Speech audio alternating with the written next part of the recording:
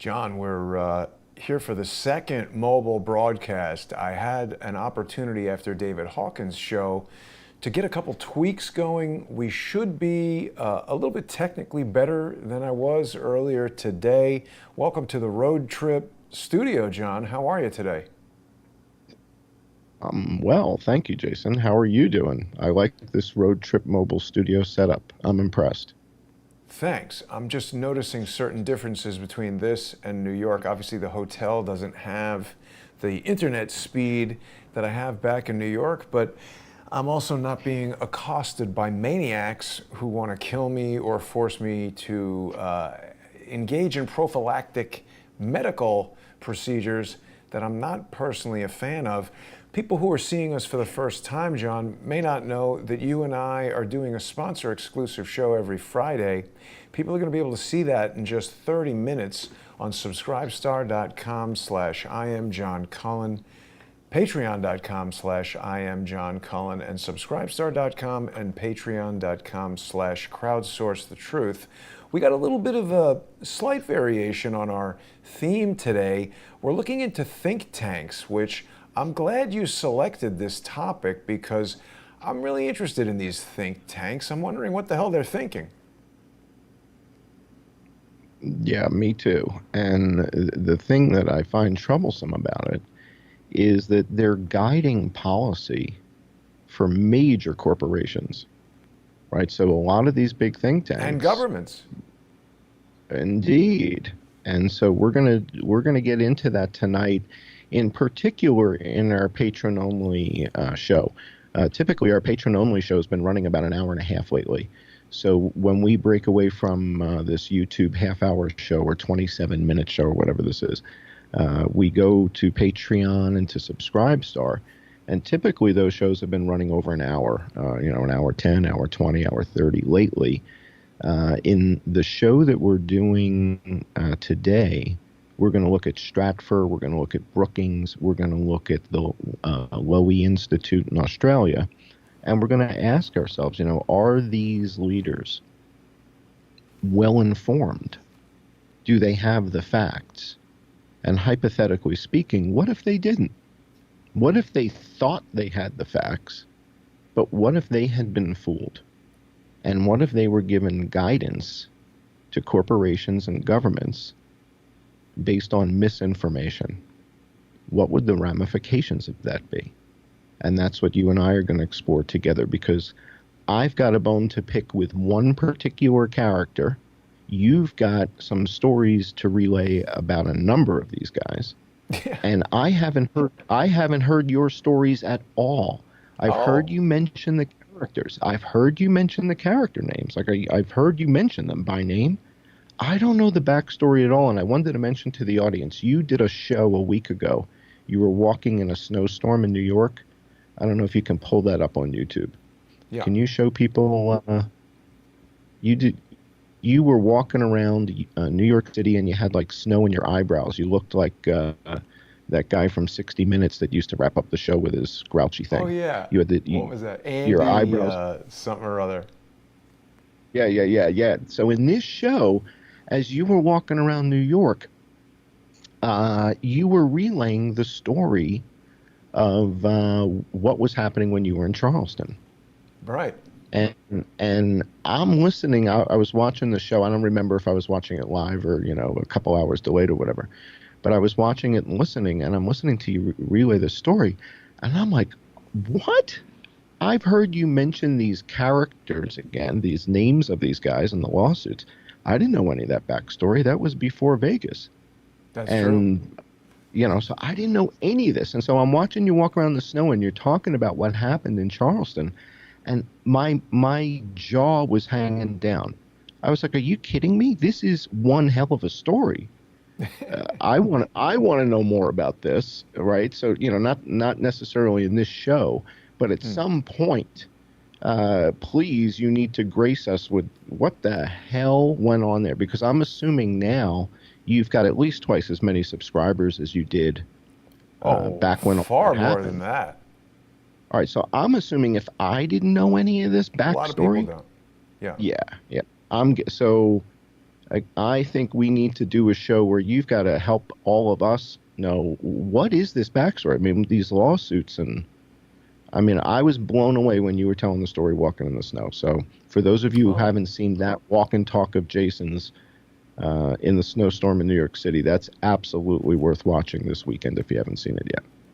Well, thank you for that shout out, John. And we were talking about this while I was driving last night, and it occurred to me that you're absolutely right. There are a lot of people who don't know about that. And I mean, it's a nice little slice of history because all of these stories are so complicated. The Port of Charleston thing and my involvement is not even a dot on the dot of the story of history. But you're right that that experience and everything that's happened since then informs a lot of what I see around us today. And it's also helped me learn a lot about social engineering, something that we talk about really pretty frequently on our show. And you've inspired me to definitely get back into it. It is very relevant to a lot of the lawsuits that have been brought against me. So I got to be kind of careful how I speak about it, not because I'm fearful of anything other than the massive inconvenience of these guys who attempt to make hay out of absolutely anything by engaging in lawfare, which is a pretty well-known practice of weaponizing the legal system against your enemies. It can be done in the civil realm with regular lawsuits, and it can be done by governments when they bring, fraudulent criminal charges against somebody. But you're right, I think we'll need to schedule another show for that. We're going to be talking today about these think tanks, and they do play into social engineering and lawfare. The Brookings Institution actually is the sponsor of the lawfare blog, and we're going to talk about some of those guys. Before we do, I want to remind our viewers who perhaps haven't seen John before, they can subscribe to his YouTube channel at John E. Hoover. And John's been doing a series tributes to the heroes of the pandemic. Great interview with Dr. Scott Jensen. Really an admirable guy, a role model to people, because this is just a moral guy who's willing to risk his entire career to do what's right. And that is kind of the exact opposite of what we're seeing in so many people, irrespective of what profession they might be in. So I really do appreciate Scott Jensen, and John's been doing a great series there. Why don't we fill everybody in, John, on what they're going to see in just about 20 minutes on Patreon and Subscribestar? Yeah, and for those of you who aren't aware of Dr. Jensen's work and what he brought forward, he's the doctor that came forward that said, isn't this a little bit awkward that the hospitals are getting reimbursed for COVID patients? And when he brought that story forward, Dr. Fauci said, well, that's kind of a conspiracy theory. And Dr. Jensen said, well, it's not, it's just, these are the reimbursement facts, right? And the facts were that if a hospital admitted a COVID patient, the federal government would reimburse that hospital $13,000. And if that patient was intubated, it would go from 13 to 39, not additive. 39,000 is 3 times 13. Wow. So the hospital would either get, So the hospital would either get 13,000 or 39,000 based on whether or not the admission was intubated. And then if the hospital admitted 100 or more patients by a certain date, I think it was in June, but I could be wrong, there was a $77,000 per patient additional reimbursement. It's crazy. So John, you spent a lot of time in sales. This sounds like a spiff. And that was, without saying it, the read between the lines message was there's opportunity here. And Dr. Redfield kind of confirmed it. I think, I forget if it was in front of the Senate or the Congress, but Dr. Redfield testified and said, yeah, we kind of saw this during HIV as well. Wow. Doctors were or not doctors, hospital administrators were gaming the system. It wasn't doctors. It's the administrators that are on the P&L. They've got a profit and loss statement. Right. And if the government is going to reimburse them 77,000 They want that and they money. have to get to 100 patients. Right. So now you tell me what's the incentive to run your tests through a laboratory that tends to return negatives? I need 100 admissions. I got two laboratories down the street. One's on Main Street, one's on Maple Street. One of those labs, 60% of the tests are coming back positive. The other lab, 91% are coming back positive. That's your I've lab. only got 2 weeks. I've only got 2 weeks left to hit my 100, or I don't get the 77,000. If I have 91 admissions, I don't get 77,000 per. All right, so that's the story Dr. Jensen brought forward. And so to me, he's a hero. And and they went after his license because of it. Yeah, So they when still people are, as far as I understand. And he's no longer right, in the Minneapolis he State Senate. stepped down.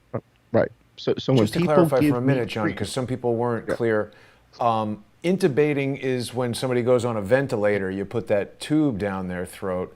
And a spiff, a sales spiff, is a specific promotion, like if somebody wants to push a particular piece of software, every salesman who moves a copy of this software gets an additional $50 spiff this month, just to motivate people to sell it. hmm So to me, he's a hero, and I basically launched a series called Heroes of the Pandemic. He risked his career, and one of the things I was going to say is people give me grief about the hat and the sunglasses, but it's because of the ad hominem attacks. They go after the person. You've been experiencing it via lawfare. He experiences it via his license. He had to step down from his Senate position. So Well, they that's go lawfare. after the person. They're They going go after. I the mean, person. somebody They go somebody after drives up people. to your house and shoots the place up and kills you. That's just straight warfare. But using the governmental systems, revoking somebody's medical license, I mean, that's a legal process to take away. He's legally licensed to be a doctor. They take that away. Right. The guy can't work. He's at an Indeed. age where getting retrained to be something that's not a doctor is pretty difficult to do. And I think a lot of people who dedicate Mhm. their lives to a career like being a doctor or a stereoscopic cinematographer, when you leave that career, you've dedicated so much time and attention to those skills, you're really not very qualified to do much else. So taking away somebody's medical license is taking away their ability to earn money and basically killing them slowly. It's ruthless, and he's not the only one. The point is, he came forward with this set of information. You remember all the other doctors that were coming forward with information that were getting their YouTube videos taken down. And so, when you're a doctor, when you're a physician who's taken this Hippocratic oath, and you've got the best interest of patients, and you're trying to spread the word of something, uh, there's a certain phenomenon that happens. And it feels like if you know something about this, like you and I do, right? So at this point, I believe we know why the majority of people are dying. And it has to do with a co-infection. And that seems to be the most deadly scenario. We know about XX versus XY chromosomes. We know about ages and things like that. So this past week, I was also really fortunate to have another hero of the pandemic, a guy by the name of Ivor Cummins. And Ivor is based out of Ireland, and he's like a former chemical engineer. He has a very similar background to me with the manufacturing, except his manufacturing background was more chemicals and process engineering, but very, very similar background. And the audience kept sending me all these messages saying, you two have got to get together. You're both doing charts and numbers and columns and tables. And he's having doctors on his show, and they're pulling data from UK Health Ministry. They're doing the same thing we're doing. Mm-hmm. And so the audience, in a crowdsource the truth manner, went after Ivor Cummins and said, Ivor, you've got to see this stuff. And they sent him links to our work and what have you. And he looked at it and goes, oh, yeah, I kind of know who those guys are, whatever. And so we recorded a show earlier this week, and it's a tribute to him. And he's a guy who had a successful YouTube business. He was a podcaster. And his whole thing was about nutrition and keto and these complex Prior to the carbohydrates. And pandemic. Yeah. yeah. And so he had a business and was supporting his family. He's a married guy. He's got 5 kids, and he's doing that. And then the pandemic hits. And because of his background, similar to me, where he kind of knows, he's a root cause analysis guy, right? So we both come from this process engineering background. We both do root cause analysis. So we speak the same language, and we're doing very, very similar analyses. The only thing is, you and I lucked into somehow the coroner data. And if it wasn't for that coroner data, we would not have broken this case. That single system is the root cause of how we broke the case. And as a result of that data, everything followed. And I shared that with him, and he was fairly stunned, but not surprised. But I will tell you that even someone like him, who, and by the way, he has 171,000 subscribers over at his channel. If you go over to, I think on Twitter, he's known as the Fat Emperor, and he has a website called the Fat. No. It's like a concept, the concept of the Fat Emperor, and how, the emperor eats steaks and butter and eats rich foods and what, he'll explain all that. But he's a really bright guy and well-meaning, and he's got 5 kids. And he's got a successful YouTube podcast about nutrition and, helping people who, in particular, who are diabetic. He kind of helps diabetic people get their thing under control. So That's really good. good guy. And yeah, so he came on the show. We did a great interview together, and I shared with him these insights that we've had. And the part 2 of this show, I have to finish editing, render, upload to YouTube. I'll be doing that while a lot of you guys are sleeping. But what I'll probably do is make it available to all of our Patreon and Subscribestar patrons at the I Am John Cullen Patreon and I Am John Cullen Subscribestar. I'll make it available to my subscribers there early, and then part 2 will probably go live sometime this weekend, either Saturday or Sunday, New York time. Great. Yeah, actually, Joey in Detroit, John, is asking if you have yet implemented annual subscriptions on Subscribestar. That was a beta program that they started at my request, and it's been through kind of an evolution. I now have an entire interface. Like it used to be, I have to email their tech support, and they would activate the subscription. But now when people go to the Counter Lawfare Fund page on crowdsourcethetruth.com, they can purchase a sponsorship that includes annual subscriptions. I guess the answer to the question is we don't know yet if it's even possible for you to offer that. Have you looked into it at all, John? Not quite yet, because I still haven't packaged up all those PDFs. I was hoping to have it done. Yeah, for the subscribers, I'm taking all these show notes. You have that PDF deck I sent you? Why don't we show everybody a slide or 3 from that deck? And what I'm doing is I'm packaging up all of these show notes that I prepare for Jason each week. There's about 50, 60 pages of content. And you can go to the next page. Yeah, we showed everybody Ivor's stuff, right? They saw Ivor's page. So that those videos are up. We talked about remdesivir and how the World Health Organization has rejected it. And yet that's the only approved therapeutic treatment for coronavirus in the United States. So we've got a little bit of an impasse here. This is, I guess in the movies, they would call it a Mexican standoff. But what's the difference between a Mexican standoff and just a regular standoff? Because they seem the same. I don't know, but there was a great movie with Denzel Washington and was it Christopher Walken and a little kid, Dakota Fanning. Oh yeah, he's like her bodyguard or something like that. Yeah. Man on Fire. And there's a Mexican standoff at the last scene on the bridge. It's a fantastic film. But one of Denzel Washington's best. I don't know. It's just a term. I have no idea. But speaking of that, I want to go through a couple slides before we have to go Patreon only, because people need to know what we're going to see, because it's kind of crazy tonight. So please, yeah. They got to see the slides, because I want people to understand. We're going to be talking about the Brookings, but we're also going to be uh, possibly mobilizing Black Lives Matter tonight. And that's really important. So I want to get to that. All right, the vaccine, important for everybody to understand that the vaccines from Moderna and Pfizer, if you go to their page, you go to the Pfizer page or the Moderna page, they're going to tell you that it's not FDA approved. It's FDA approved with an emergency use authorization. And what that means is you have to sign a form in order to get the vaccine. So make sure you know and watch this video from the FDA on what this is about and what does that mean.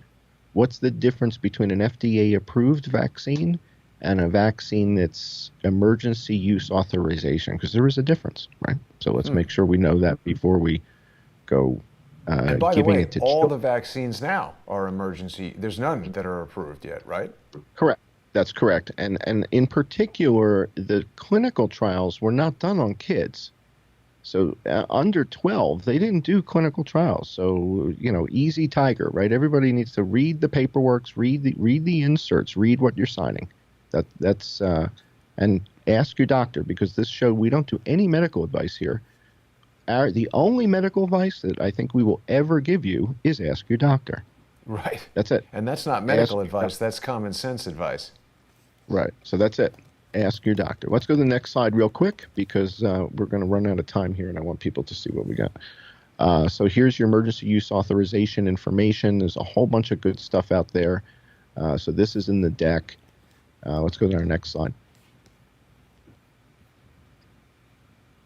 All right, so where do we stand right now? California just eclipsed New York in total deaths. Congratulations to Gavin Newsom. You're now number one. So Gavin Newsom in California has more people dead than any state in the United States. Congratulations to him, with 46,000 people dead. New York with 45,700. Texas with 40,000. Florida 28, and Pennsylvania with 23. Let's go to the next slide in the deck and see, how does California and New York and these states, how do they hold up to other countries? So let's look at Peru, Poland, Indonesia with 275 million people has fewer people dead than California or New York. Turkey with 85 million people has fewer people dead than California or New York. The Ukraine with 43.5 million people appears to be laughing at New York, California, and Joe Biden. Belgium, Canada with 37.9 million people, right, has fewer people dead than New York. Chile, Romania, right? These are actual countries. What about Iraq? Iraq is laughing at Cuomo. Iraq, with a population of 40 million people, has 13,000 dead. All right, so how did Iraq outperform Cuomo, and Cuomo got the Emmy? How is what that about possible? Sweden with no lockdown? 12,000. What's the population of Sweden? So the population of Sweden is a little bit more than New Zealand, right? So about 5.5 million people, similar to John? middle of states. There's a lot of states with 5 million. Minnesota, Ohio. Sweden, it says states 10 like that. million. So a bunch of states with 5 million. 10,380,000 in Sweden. Population? So it's about half the size of New York, with about less than a third of the deaths. Yet in the right-hand column on worldometers, what you're looking at on the table for COVID, it says 5,500,000. Oh, there it is, 10. Okay. Yeah. Sweden. Oh, I was looking at the wrong column. Okay, I was looking at total tests. I didn't see the far right column. Forgive me. All right, so Iraq, 40 million. Sweden, 10 million. So who has 10 million population in the States? I don't know. But look at the next one down. Who has 223 million people? What was that state? What was that Pakistan. country? 220. Pakistan. So Pakistan has a fraction of the deaths of New York, of New Jersey, of Pennsylvania. That's good. That's very impressive. Impressive work there. What about Egypt? There's 100 million people in Egypt, and Egypt has less than 10,000 dead. Maybe it doesn't like the desert. What did Egypt do that Gavin Newsom didn't do? That's all I want to know. What did Egypt do that Gavin Newsom didn't do? I don't know. Huh. Let's go next slide. Joey in Detroit is telling us that they might strip the Emmy away from Cuomo. That's interesting. That's not fair. That's not I fair. mean, He that's earned it. ridiculous. He earned Why'd it. they give it to him in the first place? Well, yeah. So given that California just took over #1 position, I'm hearing a bunch of white noise in the background. Just so you know. The heater just came on, and I don't have any of my noise cancellation. There's a lot of fancy stuff that goes on in the studio in New York that people may not appreciate, that's incredibly difficult to recreate here in the hotel room. But almost everything I'm using, I mean, I have all the previous equipment, but there's a bunch of new stuff that I purchased specifically to make the road trip studio a more enjoyable experience for the audience. And John, we're really going to have to continue this on subscribestar.com/IamJohnCullen and patreon.com/IamJohnCullen. And of course, subscribestar.com and patreon.com/crowdsourcethetruth, because we've got to cut right now because it needs some time it's slower here at the hotel than in New York because of the internet. But thanks for watching, everybody. We'll be back in just 4 minutes to finish up looking at this slide deck and get in depth on these think tanks and what the hell they're thinking. It doesn't make any sense to me. See everybody.